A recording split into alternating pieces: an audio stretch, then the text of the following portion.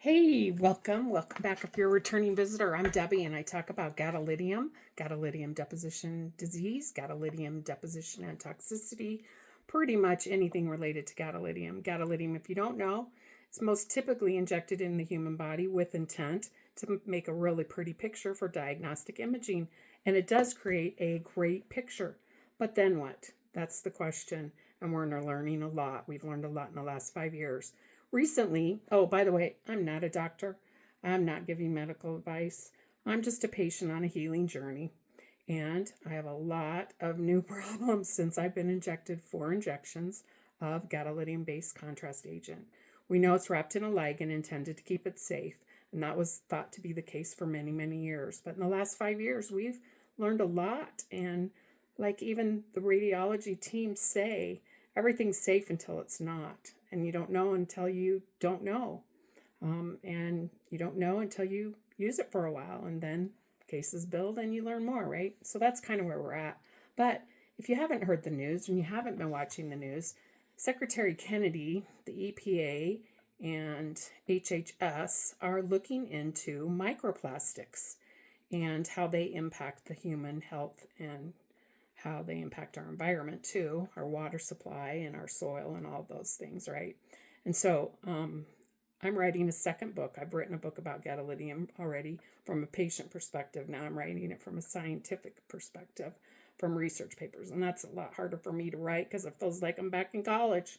Anyway, I don't give medical advice. I'm just chatting about this, sharing information. And when I saw that Secretary Kennedy and HHS and the EPA were going after microplastics, I got this lurking question inside, this curiosity saying, wonder how microplastics and heavy metals play nice or not so nice together. So, of course, jumped right on, got into the PubMed, which is where I go for scientific research. And there's a lot of papers written about it. I picked a couple out today just to review with you guys and share a little bit of information, create some curiosity, and encourage you to take ownership for your own health so you don't end up like me and tens of thousands of people I've met or talked to. I've actually only talked to maybe 1,000, but I did write a book, and we've got a lot of data, and the second book will be a lot more scientific data specific, not so much patient stories. But let's talk about microplastics for a minute, shall we? And heavy metals. So 2 papers that I'm going to focus on. One was kind of a commentary, really well done by a Dr. Shippey and MD, and she really put together some really good things in her paper. And that paper was called Microplastics and Heavy Metals. And she's a board-certified internal medicine and functional medicine physician in Texas. She wrote this article in 2025. So let's dive in, okay? So microplastics, new research suggests that they are a problem in the environment because they act as a transportation vehicle for heavy metals. Well, that kind of was like, that's not good. So then I, got into reading this and reading the other paper. Some of the things I found out that I want to share with you today is that microplastics are impacting or believed to impact our pollution problems because they make their way into animals and humans and our environment, and they have short-term and long-term impact, which we probably already knew, right? Because the topic of plastics isn't anything new, but now we're linking it to how they interact with heavy metals. So microplastics negatively impact feeding, reproduction, antioxidant defense systems, and immunity in various organisms across ecosystems and food chains. Thought that was a pretty powerful sentence. So what kind of heavy metals?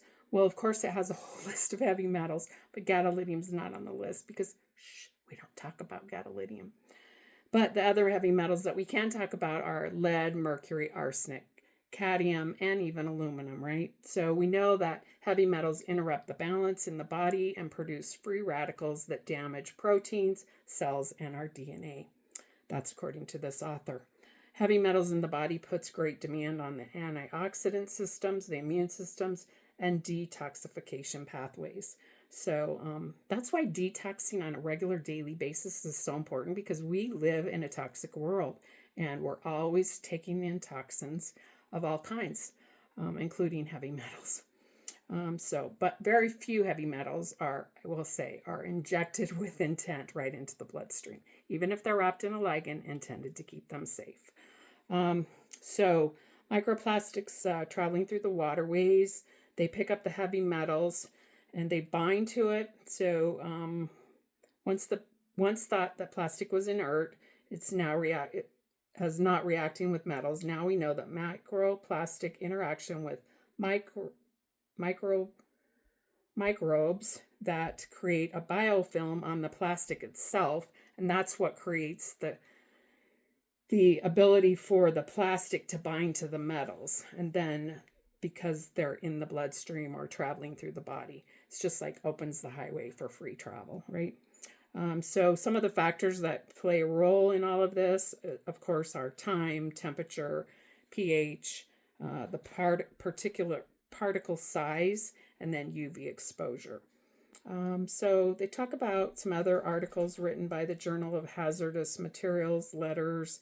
They talk about 2 different types of plastic and how each plastic interacts differently with the metals. I'm not going to go into that today because it's kind of detailed and I need to do more research to understand, because it talks about all the different types of metals, even metals that our body does recognize and use, such as iron, and how it impacts those. But that's for a different day and a different topic.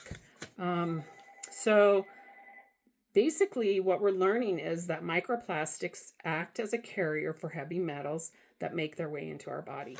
So let's go on to the second paper, which is Double Trouble: Unraveling the Health Hazards of Microplastics and Heavy Metals. So what I learned in this paper was pretty much the same thing.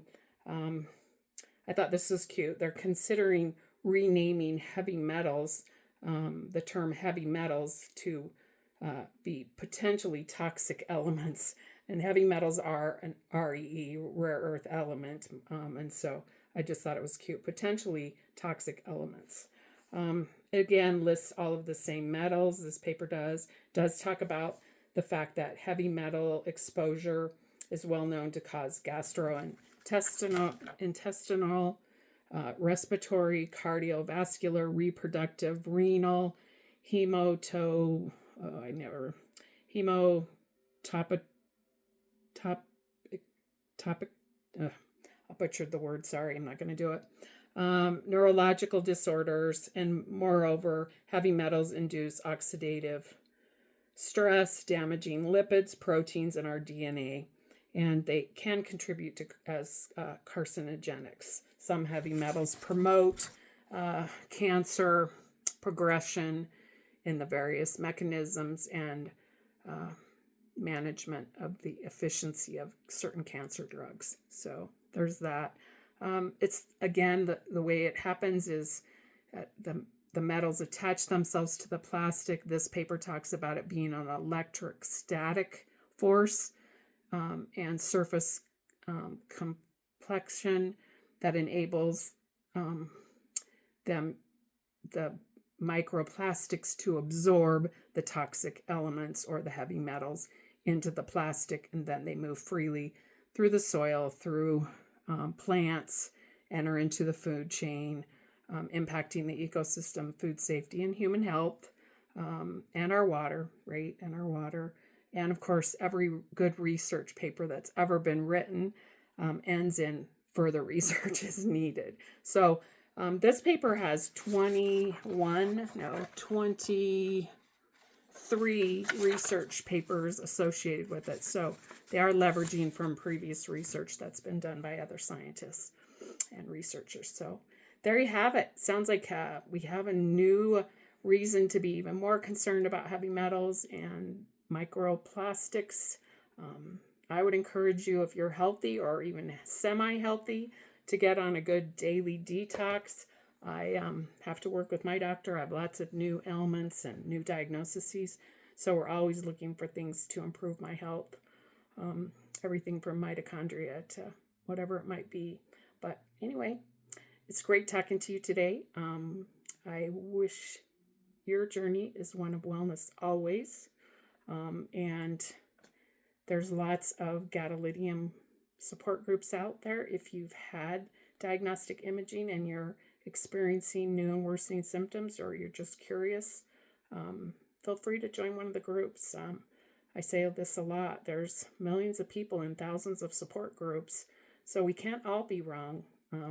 We're sick, we need help, and we're just waiting for our government, I guess. I'm not waiting. I'm doing everything I can to get well and be healthy, and I hope you will too. So take care. Until next time, may your journey be one of wellness always. Not a doctor, not medical advice. Take care.